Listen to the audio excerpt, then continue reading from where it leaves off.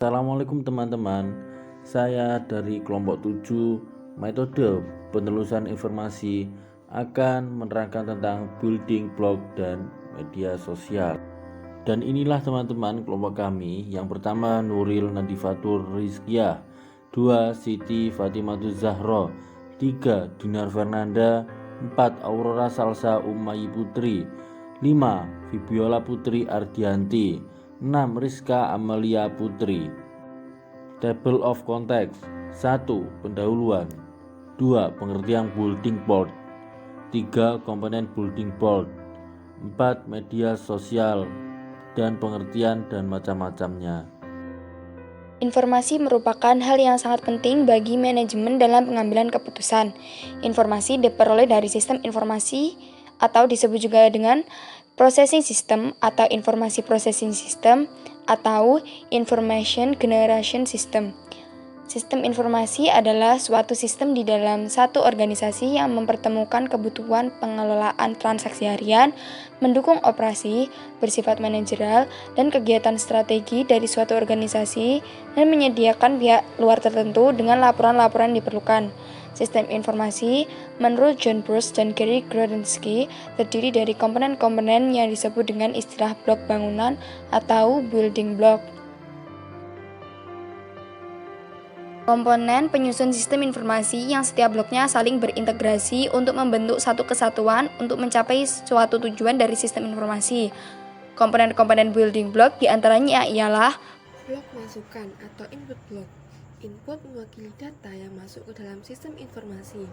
Input di sini termasuk metode-metode dan media yang digunakan untuk menangkap data yang akan dimasukkan. Bisa berupa dokumen-dokumen dasar. Blok model atau model blok.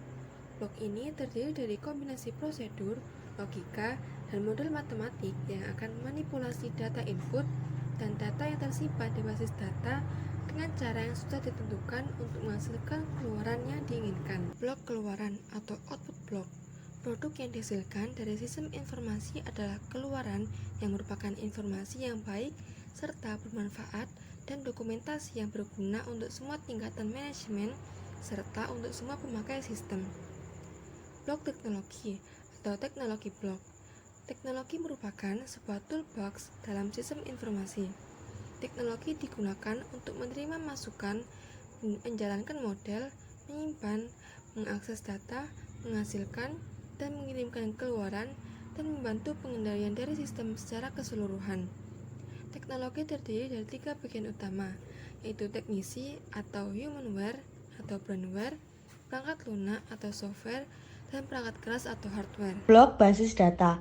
Basis data atau database merupakan kumpulan dari data yang saling berhubungan satu dengan yang lainnya, tersimpan di perangkat keras komputer, dan untuk mengakses atau memanipulasinya digunakan perangkat lunak yang disebut dengan DBMS atau Database Management System. Data perlu disimpan dalam basis data untuk keperluan penyediaan informasi lebih lanjut. Perlu dilakukan pengorganisasian terhadap basis data yang ada agar informasi yang dihasilkan baik dan efisiensi kapasitas penyimpanannya. Yang kedua, blok kendali. Banyak hal yang dapat merusak sistem informasi seperti bencana alam, kecurangan-kecurangan, kegagalan yang terjadi di dalam sistem, ketidakefisienan, sabotase, dan lain sebagainya. Sehingga beberapa pengendalian perlu dirancang dan diterapkan untuk meyakinkan bahwa hal-hal yang dapat merusak sistem dapat dicegah ataupun dapat langsung segera diperbaiki jika seandainya hal-hal yang disebutkan di atas terjadi. Media sosial memiliki peranan yang cukup penting di hampir segala lini masyarakat. Media sosial cukup membantu dalam menghapus jarak antara manusia sehingga sangat efektif untuk mempersingkat waktu dalam berkomunikasi. Media sosial, media atau platform yang membantu individu untuk berkomunikasi dengan individu lain dengan cepat dalam bantuan koneksi internet. Berikut ini adalah beberapa fungsi dari media sosial secara umum, yaitu memperluas interaksi sosial manusia dengan memanfaatkan teknologi internet dan website. Selanjutnya, menciptakan komunikasi dialogis antara banyak audiens. Selanjutnya, melakukan transformasi manusia yang dulunya pemakai isi pesan berubah menjadi pesan itu sendiri. Yang keempat, membangun personal branding bagi para pengusaha atau tokoh masyarakat. Dan yang terakhir, sebagai media komunikasi antara pengusaha ataupun tokoh masyarakat dengan para pengguna media sosial lainnya. Adapun manfaat dari penggunaan media sosial yaitu yang pertama, sebagai sarana belajar, mendengarkan, dan menyampaikan. Maksudnya, beberapa platform media sosial yang sekarang tersedia bisa digunakan dan dimanfaatkan untuk belajar, mulai dari mencari berbagai informasi, data, hingga isu yang sedang hangat dibicarakan di masyarakat. Yang kedua, sebagai sarana dokumentasi, administrasi, dan integrasi. Aplikasi media sosial pada dasarnya adalah sebuah tempat untuk menyampaikan berbagai konten, mulai dari profil, informasi, reportase, kejadian, rekam peristiwa, sampai pada hasil riset-riset kajian. Yang ketiga, sebagai sarana perencanaan, strategi, dan manajemen. Di tangan para ahli manajemen dan marketing, media sosial bisa berubah menjadi salah satu senjata yang digunakan untuk melancarkan perencanaan dan strateginya dengan melakukan promosi, menggait pelanggan setia, menjajaki pasar, mendidik publik, hingga mengumpulkan tanggapan dari para konsumen atau masyarakat.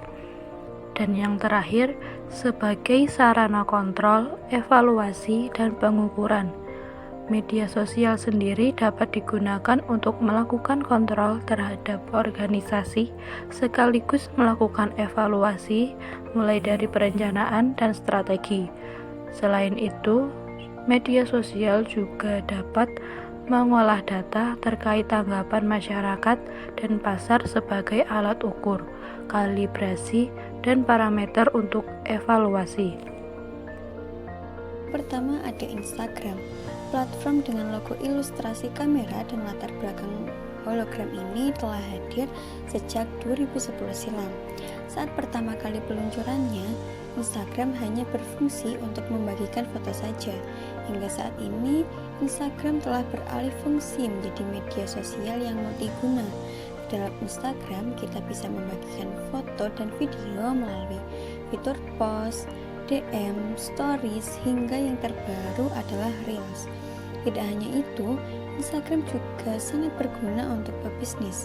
Fitur Instagram Business hadir mempermudah mereka menjalankan usaha. Sedangkan untuk konsumen yang ingin mencari toko, penjual bisa menggunakan fitur shop. Yang kedua ada YouTube. YouTube sendiri merupakan media sosial yang memungkinkan para penggunanya untuk melihat, mengirim, dan berbagi video. Berdasarkan data yang dihimpun dari We Are Social, telah tercatat bahwa 88% orang Indonesia telah menggunakan media sosial YouTube. Ini artinya bahwa dari 150 juta pengguna media sosial di Indonesia, sekitar 132 juta orang sudah menggunakan YouTube. WhatsApp atau yang bisa disebut dengan WA merupakan media sosial chat tanpa menggunakan biaya, namun cukup menggunakan koneksi internet saja. WhatsApp sendiri merupakan salah satu media sosial yang banyak digunakan oleh masyarakat Indonesia. Dihimpun dari data We Are Social, telah tercatat bahwa 83% orang Indonesia telah menggunakan media sosial WhatsApp. Ini artinya dari 150 juta pengguna media sosial Indonesia, sekitar 125 juta orang sudah menggunakan WhatsApp. Segitu dulu.